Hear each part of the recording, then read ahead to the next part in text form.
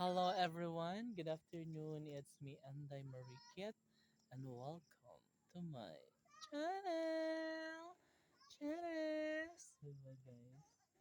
So anyway, dito tayo guys gala ngayon sa pabahay which is Barangay Cantagnos relocation site at located at Barangay Maganhan, Baybay, City, Leyte. Yeah, ganun na ganun talaga siya guys.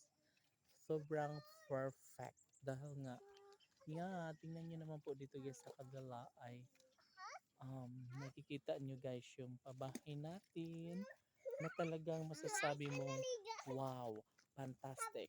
Ching ding ding ding ding. Ching ding ding ding ding. Ding ding ding ding ding. Oh, why?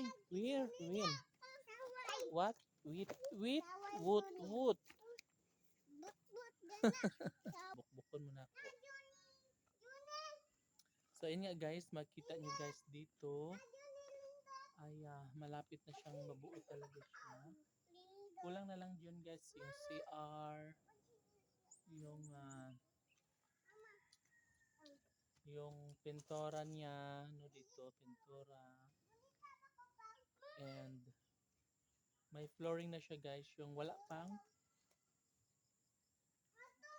pa siyang banggera, wala pang tiles. So, yan. Konti-konti na lang yung kulang. So, anyway. Hawak ko, hambing. Hawak mo ba? So, ayun nga, sobrang excited na nga ang lahat guys kasi isang araw ay darating din iyon na matatapos na ito ang ating pabahay na sobrang pinakainabangan ng lahat. No? Sa puntong ito, yeah, talagang talaga. Nautot ako.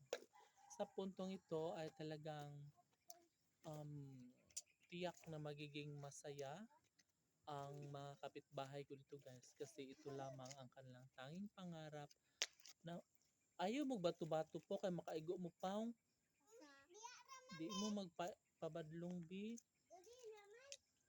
di lagi na in ana kay maigo na sumayi diha amon Nasa suong sa balay, iya balay. Kaya wag naman kayo magpasaway please. So ayun nga Please ba, guys. please?